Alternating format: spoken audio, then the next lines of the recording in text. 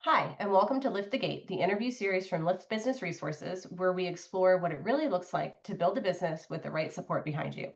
Today, I'm super excited to sit down with one of our talented virtual assistants to talk about something we see often when working with clients, the dichotomy of delegation. On one side, there's a client who wants to do everything themselves. And then on the other side, there's a client who wants everything done for them. And then there's everything in between in that spectrum. So today we'll dive into how our team recognizes these different work styles, adapts to them, and helps clients get the most out of their partnership with an executive assistant. So let's get into it. Today we're talking to Amy, and Amy is actually what we refer to as one of our OGs. She's been with Lyft for how long have you been here, Amy? I think 4.5 years. Yeah, I think that you were the second or third person on the team when before we were even a team. Yeah, When we it's were been a both wild city journey. virtual assistants, and yeah, and everybody was just contractors, and we were just growing, Winging it. Mhm. just winging it. Mhm. Sometimes we still are. Don't tell. Everybody is. I I'm know, I sure. know. So so you've been with us for a while. How many clients have you worked with over your time with us? Do you know? I think it's 7? 7,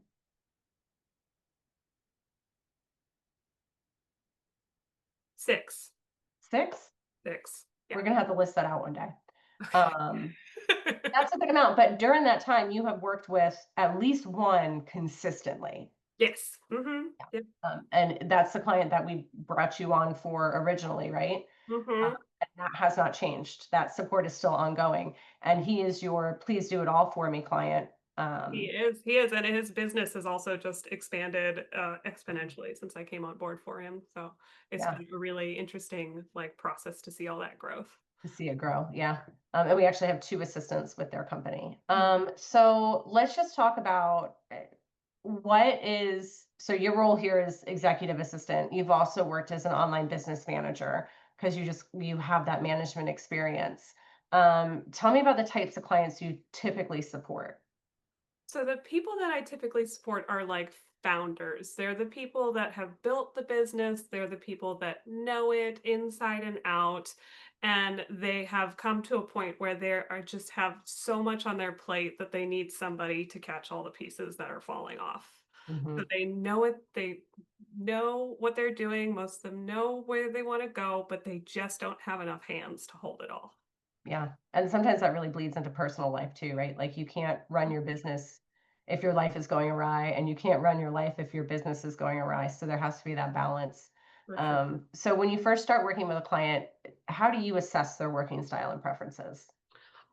It's really just observation and seeing how what is effective and what is not. And I try to hang back I've started to explain this to my newer client and be like, I just want you to know that I am here and I am observing, but I need to make sure that I know how you work and what's going to be the most effective before I really charge in there and start like picking things up. I want to make sure that I'm doing the right thing and being as effective as possible. Yeah, because everybody has a different working style and different preferences, and then different personality types too. I don't Uh, wanna step on any toes. I don't wanna be that new person that's just bulldozing everybody as soon as I come in. but sometimes you need to be. Yeah. Um, And then I'll see that. Hopefully. so let's start with the client that you might need to bulldoze, the I can do it all client, the one who is just not able to let things go. And that's always an interesting place for us because they hired us because they know they can't do it all themselves, but they are so afraid to delegate things to us. Can you give an example of a client that you've worked with like that Oh, without naming any names? I have worked with several clients like that who mostly they're thinking like they want help, they know they need it, they're working 80, 100 hours a week and they want to have time with their families. But they're terrified to let things go and that people that are picking up the pieces for them will not do it the way that they want. Mhm. So, um, you can't usually bully these folks into giving it over. What you can do is just, set their expectations and try to over deliver as much as possible so that little by little you can teach them that they can trust you and that it feels good sometimes to just let. things go and to trust that somebody else can pick it up for them. Yeah, and, like, when you're working with a client like that and you know they're really hesitant, what are those first little things that you start to take from them to build their trust? It's usually I will be looking through their emails and I will see little tasks pull up, or I'll be in group meetings with them and I'll hear them be like, "Oh, I'm sorry, I don't have that." And it's like a really small task that honestly they should have delegated to a team member for me to just be like, "That's you know what, let me delegate that to somebody else, or let me take care of that." And Mhm. then just showing them that I can do it. And for some people it's because their processes are so complicated and they know that they can do it faster and better, but you have to slowly explain to them, be like, this is something that you could train me to do, Mhm. and it will in the long run just really benefit you. Yeah, Have somebody else be able to do it. yeah, and that's something that we talk about in, like, our discovery calls with people is, taking an hour to train somebody how to do something will save you, 5 hours a week in the long run. Yeah. And it feels really overwhelming, especially when you're trying to get everything in your brain into somebody else's brain. Mhm. But I think another thing that's important when delegating is realizing that, although the person you're delegating it to might not do it the exact way that you do it, they might do it a better way. And they might find a different process that is easier or faster. So sometimes we're able to show our clients like, hey, delegate it to me and also let me show you, you've been doing it a really complicated way. Maybe you don't know the newest technology behind it, or you don't know that there's different steps in this process. So that's always There's fun when we get to. so much technology and it's changing every day. And that's kind of like what I love about working for different clients in different industries, is that I get to see how they're used and I get to like dive into all these different programs that can make our lives so much easier. Yeah. Do those Yeah. like And then really annoying small tasks. yeah. And then you can take that from one client and be like, oh, by the way, Mhm. we've been using this one over here. You should try this program. Yeah. Absolutely.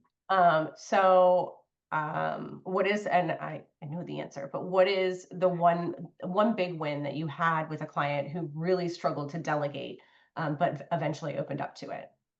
I had a client who she would give me exactly what she needed to do and she would let me post it, and then she would let me kind of organize her processes and try to simplify them, and but she would always take them back and then she would change them and adjust them, and eventually I showed her how it could be in a way that we can both see it, we can both input into it.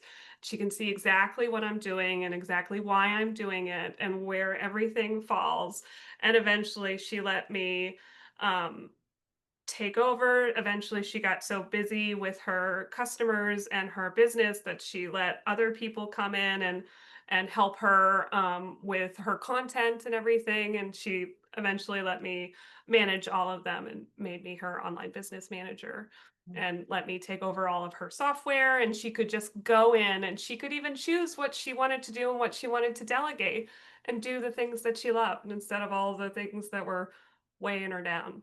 Yeah, yeah, and I think that really helped her, to grow as a business, but also as, like, a business owner, because there's that emotional growth that you have to do to really give everything up and let somebody else do it. Yeah. Um, awesome. So there is the completely opposite side of that spectrum, who is the client who wants you to do everything for them. Mhm. So gosh, so many questions here. Where do we start Where here? do we start? So we're talking about the clients that want just not just help with their business, but they also want a lot of personal help. So Mhm. everything from scheduling doctor's appointments to renewing tags on their car, or I once had to order a trash can for someone, and it was Oh, very I confusing. bet that that is a lot more in-depth than you think it would be. I was like, yeah, okay, cool. So I went on to Home Depot. I was like, how about this trash can? Come to find out that she meant like the like big Bigger one. dumpster that Yeah. the she needed her trash service ordered. Mhm. Yeah. Oh, I've had to set that up. Mhm. yeah, yeah, but I just thought like, oh, you need a trash can. Like, cool. Do you want like a really pretty one? Do you need a lid on it? But no, it was set up my trash service. So I mean, there's so many things, and if you're working with a client who owns one or more homes or is in the Yep. process of moving, like, you are getting in there with their information. So, how do you set expectations and boundaries in that situation? Well, with those folks, I have to be really upfront about what I can do and what I can't do, Mhm, because there are some things that there are security protocols. There are things that I can't do for you, but there are things that I can do. But I also have to let you know that this process is going to take longer for me to do than mhm, for you to do, and for a lot of these folks, it is worth it for them to have me do it because they just don't have the time and the energy or the just bandwidth? the bandwidth, Mhm, exactly, where they're just like, no, I'm just, you take as much time as you need to get it done. And I had to cancel this reservation that a client and I have made, and they had made it on a third party Oh, I booking remember site. this. Mhm. I was on the phone with that booking site for hours trying to get this reservation just changed, just changed. But it would save him a pile of money. I was very upfront. I was like, this is what it's taking. I can probably do this, but this is what it's going to take. And he was like, it's worth it to me. Do it. Yeah. The time cost analysis. Yeah. Yeah. And I am also very upfront where they will contact me and I'll be like, I'm not available for this, or Mhm. this is just something you're going to have to do. I can give you all the information you need to do it yourself. So, Right. Yeah, there's some things like, especially anything to do with the bank or the IRS, like we can sit on hold with the IRS until we get an agent, but once that agent is on, they ask you a series of questions, and if you fail those questions, you can't move forward. Like there's a it's yeah, it's yeah. like a Or puzzle. even like having to go to the bank and sign a document. Obviously, I can't do that for you, but what I can do is I can look at your calendar. I can see exactly when you can do it. And then I Mhm, can follow up with you and be like, did you do that? mhm. And Yeah, then know that I'm going to have to possibly reschedule several times and yeah, just keep moving that to the front of your brain. yeah. After that third party booking thing, I personally will no longer book a vacation through a third party. Did not do that. That was them booking their own Yeah, reservations. I yeah. told them, please We don't do we that ha again. we highly suggest you don't, because if Don't you're do like, that. if you're on a hotels.com or Travelocity, you're booking through them, and if you have any problems with your It's a nightmare. reservation, the hotel won't help you, the airline won't help you, hotel.com does not care, and Travelocity does not care. So you're out of luck. Yeah, and you'll end up paying somebody else to sit on hold with that booking site for hours and hours, and you may or may not get your money back. Yep, yep. So never book through a third party booking site. I use them to price things, but then I go directly to Yeah, that's yeah. the moral of the story. Yeah, yeah, yeah. They're good for like Yeah. yeah. I will book through my credit card because they have a travel Oh, section, yeah, and but that's like if you're booking through your Amex or your Venture, like that makes sense, but but they want to serve you. They want to, like, yeah. keep your And you pay more booking through them because there is like a level of customer service. So Mhm. okay, lessons learned. So how do you set so when you are that enmeshed in somebody's personal life, how do you set boundaries? I will take their information off of my phone, Mhm, usually if I'm, on vacation, if I'm out of town, if I'm, um, off for the weekend, which I mhm. am. So, Yeah. I'll Mhm. just step back. Sometimes they will text me, but I will just be like, I'll reach out to you first thing on Monday, or I could block them on my phone for the weekend, but it hasn't gotten to that level, but, Yeah. technology has made it, easier for me to just shut Set those them. boundaries. Yeah, yeah, yeah. And how do you prioritize with them when somebody's like, "Hey, on the one hand, I've got this going on in my personal life and I really need this to happen, but then on the other hand, like this is going on in the business." Like how do you work with them to prioritize what's more important? Well, I mean, I work directly for them, so I can be like, "I can either do this or I can do this. Which Hmm. one is more important to you? Yeah. And if I have extra time, I can tackle this other thing, but that's going to come with extra hours. It's going to come based on my availability. It's going to come with all these different things, but I can put it straightforward. This or this, you Right. choose, and I will do. Yeah. And that's really important because I think when we have clients that are very, very busy, they aren't thinking through priorities. They're just throwing things at you. Exactly. They don't they forgot all about this other thing. And you Yep. just need to be like, "Oh, this other thing is also very urgent. So Yeah. let me just put them both in front of you and then you can decide." Yeah. That's definitely part of our role is making sure that they are prioritizing and they know they need to prioritize. Not everything is top priority. It cannot be. And then, so also when you're very enmeshed in somebody's life, you have a lot of information. So I've definitely had situations where I've worked with people where one of the boundaries that I have to set is like, I don't want to know specific things about you. Like we don't need to get into depth with, what's going on in your marriage or your health. And if it's not important, like we don't need to have this conversation, right? We definitely, when you're working with somebody on a personal level, those things can start to kind of spiral, and I Mhm. always like to put up a little bit of a professional boundary, like just things I need to know about you. I don't I don't need all the details. We don't need them all. But also you're getting a lot of information. So you might get information like they're going through a divorce because they need your help organizing documents to send to a lawyer, or they might be having a health crisis and they might need help making these doctor's appointments.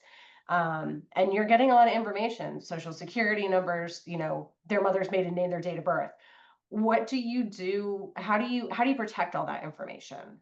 Well, I've had one of my clients for long enough that really it was about keeping it so that I could easily access it, but I knew it was in their system and I knew that their system had all of the protections necessary for it not to get to anybody that I didn't want to get to.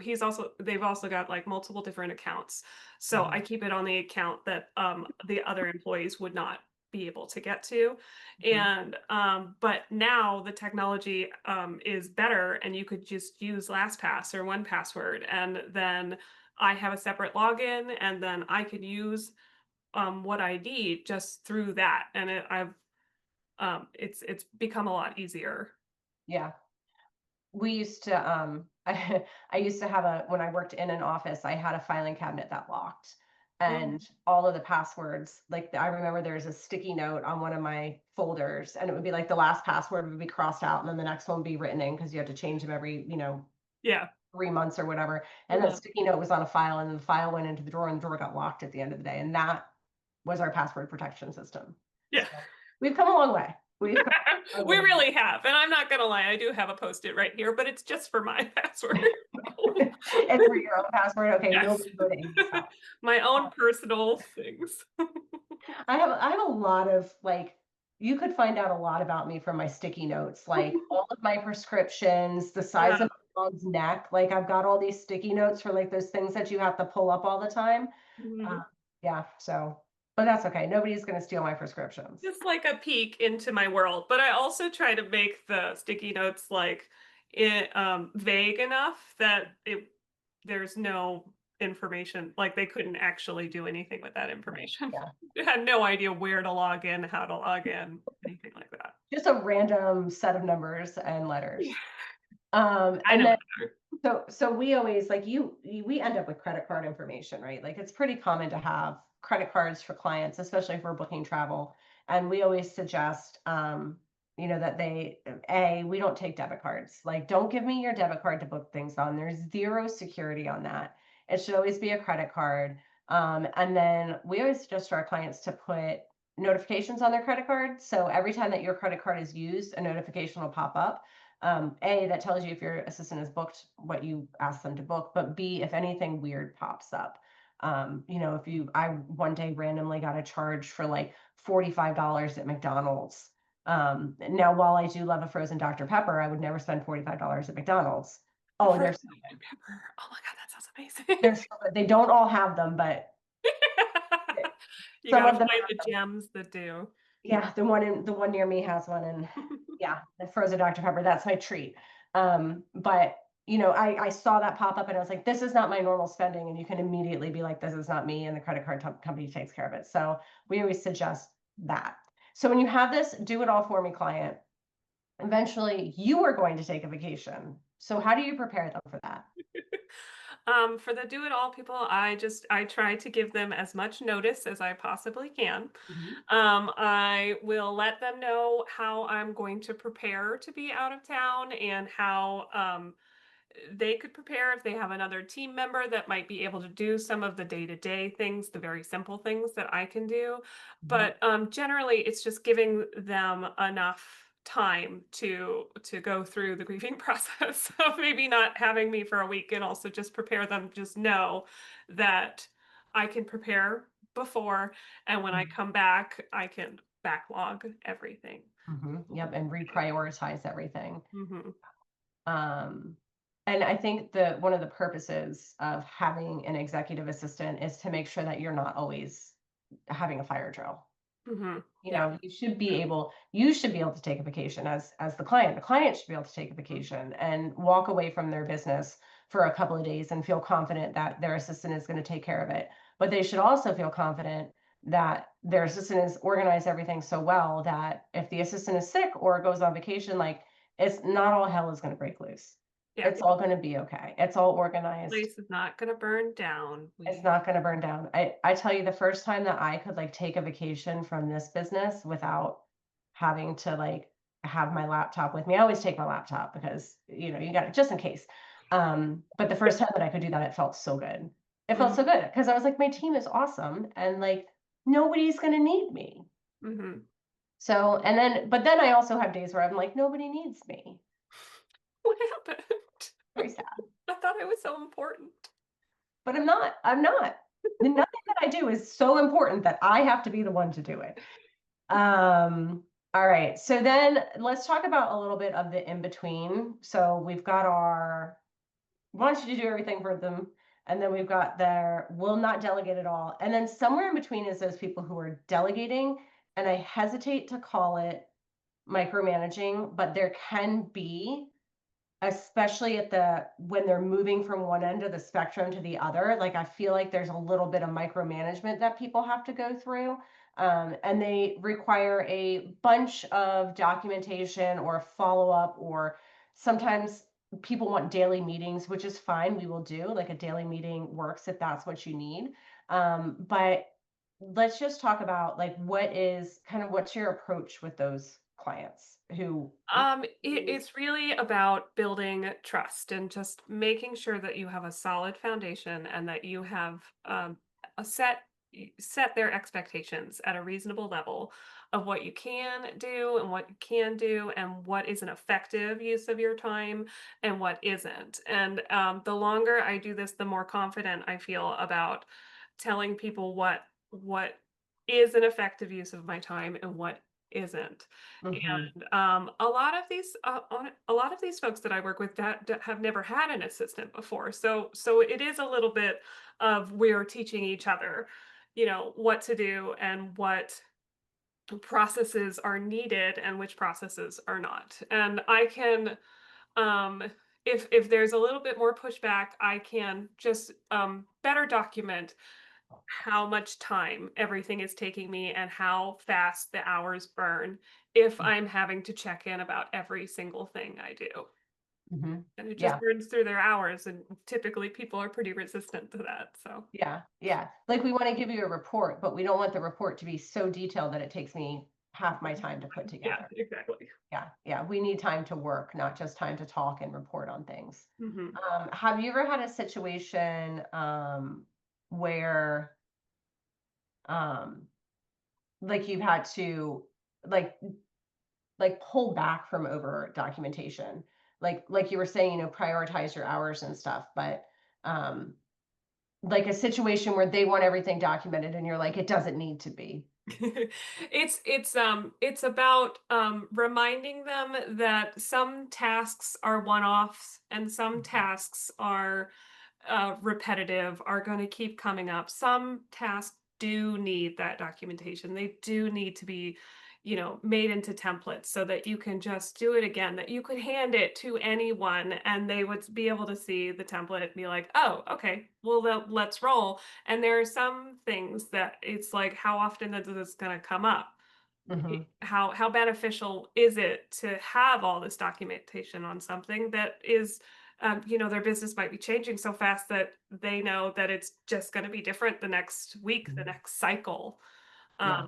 So it's just time prioritization, which Yeah. is a lot of what clients struggle with.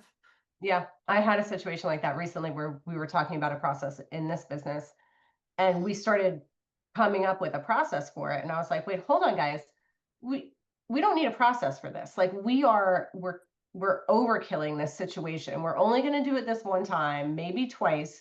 We don't need Yeah. to document it. There doesn't need to be an Austin board. Nobody needs to be assigned. Like, I've got it. Let's just move on." So, 'Cause yeah. those boards take a good long time, Yeah. so I think and also starting it too soon can be a total waste of time because you start Mhm. too soon, you think that the process is gonna go one way, and then when you get into it and actually are going through it, you're like, "Oh, no, this is not organic. This is going totally sideways." So I wasted all of that time trying to document what I thought it was gonna be, and I should have just waited till I had a couple case studies to figure out what's important and what's not. Yeah, it can be a problem for people who are like myself, over process oriented or Mhm. really interested in documentation. It can slow you down a Yeah. lot. And if you like, I believe you should always review a process. I changed a process today in the business. I was like, we like things change. We need to do that. You should Mhm. always review a process and change a process, but you should not, like you said, start writing that process before you're ready to write that process, Mhm. or write a process for something you don't need. Awesome. So you're working with very different clients and you work with them at the same time. So what does your day look like? I like imagine you like jumping into a phone booth and like changing, Mhm. Yeah. from Yeah, your different like, outfits for different clients. I right. highly recommend Mhm. it. Yep. Just put on a different blazer. It's fun. Be like, But "Oh, no, I gotta get my orange blazer for this person." your orange blazer for your you're gonna do it all for them person. Mhm. How do you adapt your working style to meet those different needs? I think just, everybody's different. Even like people within the teams are different. So just meeting them where they are and knowing how to effectively communicate something to them that's going to work for them specifically. And, after a while, it just becomes second nature. You're just like, well, I know that this is going to work for this person. I know that this email needs to be all of these lists. I know that this person wants this kind of message in their Slack. This person wants this kind of message either in a phone call, or this person wants, something very detailed and outlined in an email, or I know that they're going to do this process again, so I need to put documents in it in their drive Mm. or wherever they need it. But that's one of the things I love about this because it's always different. So I'm just learning about all these different working styles, and I like to do things different ways to see what is the most effective, and that's the most effective way to do it is Yeah, to see. yeah. Trial and error. Yeah, exactly. Yeah, yeah, yeah. Alright, so what is one thing that most clients have in common despite all of their differences? That they are intimately familiar with their businesses in a way that a lot of people aren't. They've lived and breathed it, and they know where they've been and they can see where they're going. They just need help to get there. But they are so engrossed sometimes in their own businesses that you have to like pull them back sometimes and be like, oh, not everybody has that framework, has that knowledge. So let's pull back a little bit and see how you can make your vision more clear and share it with more people. Yeah. And what do you wish that more clients understood about how to get the most out of working with an assistant? Oh, that's a good question. Yeah. I think I think you learn that together. There's not just one thing that's going to work for everybody. Somebody might need you to manage all of their, incoming emails and tell you exactly what needs to be responded to and what doesn't. And that might drive other people crazy. They might think that all of their balls are dropping all over the place. So it's really just like this is a collaboration Mm. to figure out how we are going to work together and where our strengths lie. Yeah, I would summarize that by saying that I wish more clients knew um, that communication is essential. Yes, for Like sure. Yeah. good communication, good feedback, a Mhm. feedback loop, um, and that's part of our onboarding process now. And I think we onboarded your last client like that, where we actually talk through. Did we? I wonder. We have a new process where we talk through feedback and feedback Yeah. styles and delegation. Absolutely, yeah. No, so we talked about, like, if I wanted it, like, just straight, like, I want you to just give me exactly what you're looking for, or, this was helpful, this is not helpful, or, the Mhm. compliment sandwich where you just kind of need to butter me up a little bit, and I'm very much like, any feedback is good feedback. I wanna know what's going on. Yeah, I yeah. wanna know if this was helpful or not helpful, Mhm. and, communication is essential. Yeah. Yeah. Feedback is such a big thing, and it should be done, at the end of any project that you do together. So that project could be as simple as you guys, you need to schedule a trip for someone. And at the end of that trip, what worked and what didn't work. Like, hey, Yeah.